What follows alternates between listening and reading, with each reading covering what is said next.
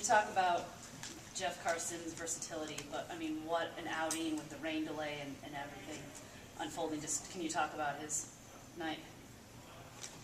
He gave us a quality start. Pitched a good ball game, changed speeds well. Was very efficient with his pitches. We tried to gauge him up a little bit with his pitches, tried to get him up closer to 90, but after the first two hitters reaching the seventh, that was plenty. But he gave us what we needed tonight, won a ball game. It was a good start for Jeff.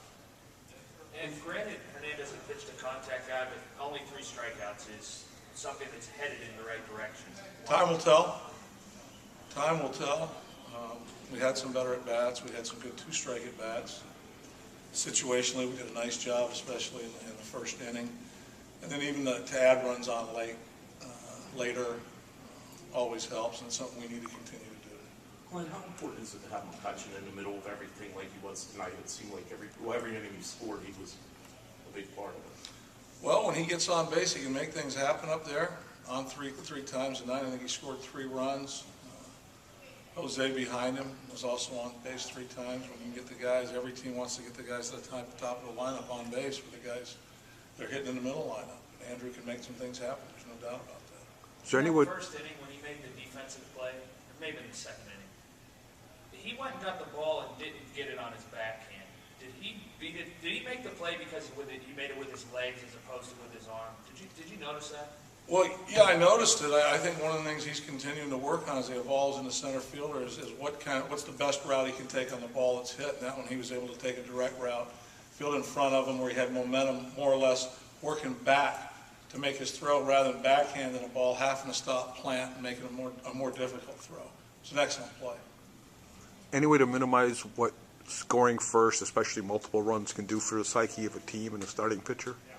Well, it was good for us to do just after the series we had in Florida. I think it definitely brings some calmness to everybody, gets everybody invigorated, gets everybody a little more adrenaline to start the game off. And obviously the pitcher knows, okay, we're out in front of them here, let me get to work and pitch the contact, not worry about just trying to strike people out, but just, weak contact, miss hits. So it adds a lot always, and it's something, we've done a couple times. It was nice to do it at home. And hopefully that'll bode well for the rest of this homestand. How valuable has Ray Sox become for your ability? He has done a fantastic job. He was working his way through spring training and was able to build up arm strength through spring training. Really probably didn't break where he wanted to be, but close.